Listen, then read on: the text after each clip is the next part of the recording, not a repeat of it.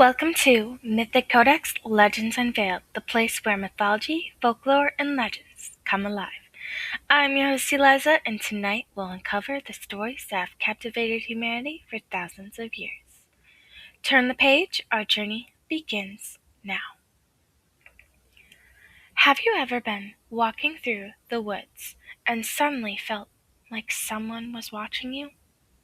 Not an animal, not another person, something older, something that knows your name. Across Europe, people have whispered about a mysterious figure for creatures, a king who rules the deepest forest. Some say he appears as beautiful, noble, riding through the trees. Others describe a terrifying creature with glowing eyes and a crown of twisted branches. But everyone agrees on one thing. If you see him, you may never leave the forest again. Tonight, we're stepping into one of Europe's oldest and most haunting legends, the Erlking. The Erlking legend comes mainly from Germany and Denmark, although stories of him spread throughout much of northern Europe. The name Erlking comes from the German word Akuni, which was inspired by an old Danish folktale. Over time, people began imaging him as the supernatural ruler of the forest, spirits, and death itself. The legend became famous in 1782 when a German writer, Johann Wolfgang von Goethe, wrote the chilling poem Der Akuni. In it, a father races through the night carrying his sick son on horseback. The boy keeps seeing the Erlking calling to him. The father insists nothing is there. When they finally reach home, the child is dead. The poem transformed the Erlking into one of the most terrifying figures in European folklore. Let me ask you something. If someone you trusted told you they could see a figure standing between the trees, but you couldn't, would you believe them? Or would you convince yourself it was just fear playing tricks on the mind? Keep that thought as we continue. The Erlking doesn't always appear the same way. To adults, he may look like a handsome king dressed in a black robe with a crown resting on his head. To children, he may appear friendly. He smiles. He promises games. He offers beautiful flowers, golden treasures, and a place where they'll never be lonely again. But every gift is a trap. The Erlking slowly lures his victims deeper into the forest until they're hopelessly lost. Some legends say he rides a massive black horse through the fog.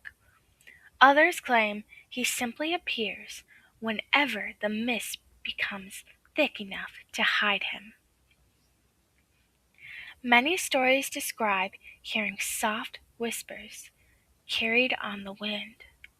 Sometimes the whispers sound like your own name. Image hearing someone calling your name from deep inside the woods. It sounds exactly like someone you love. Would you follow the voice? Or would you keep walking? The frightening part isn't the Erlking kills. It doesn't kill people immediately. He waits. Travelers become confused. The forest seems to change around them. Paths disappear. Trees seem taller. Every direction begins to look exactly the same. Then comes the fog. By the time they realize they're lost, the Erlking is already standing nearby. Some victims are said to simply vanish. Others are later found frozen, as if they died running from something no one else could see. Some stories claim only footprints remain, ending in the middle of nowhere. Many historians believe the Erlking represents death itself. In early times, children often became dangerously ill without warning. Parents couldn't explain why healthy children suddenly became sick overnight. Stories of the Erlking offered a heartbreaking explanation.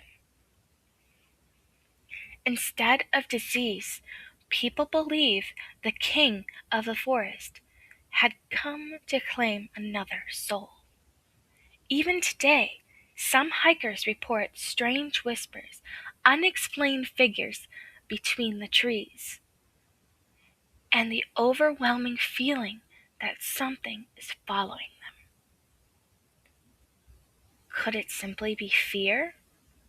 Or are ancient legends sometimes born from encounters no one can explain?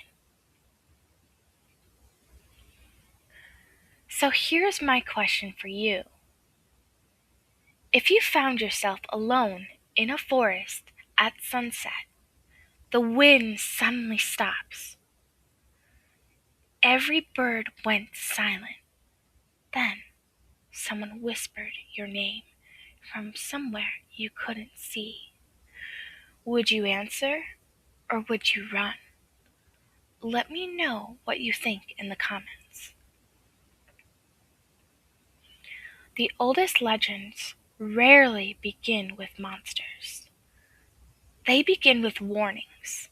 The Erlking reminds us that not every path through the forest is meant to be followed, and not every voice deserves an answer. Whether he is a spirit, a symbol of death, or something still waiting beneath the trees, one lesson remains the same. Sometimes the most dangerous things in the darkness isn't what you can see. It's what is calling you closer. This is your host, Eliza. Thank you for listening to Mythic Codex Legends Unveiled. Until next time, stay curious, stay cautious, and if the forest ever whispers your name, don't answer.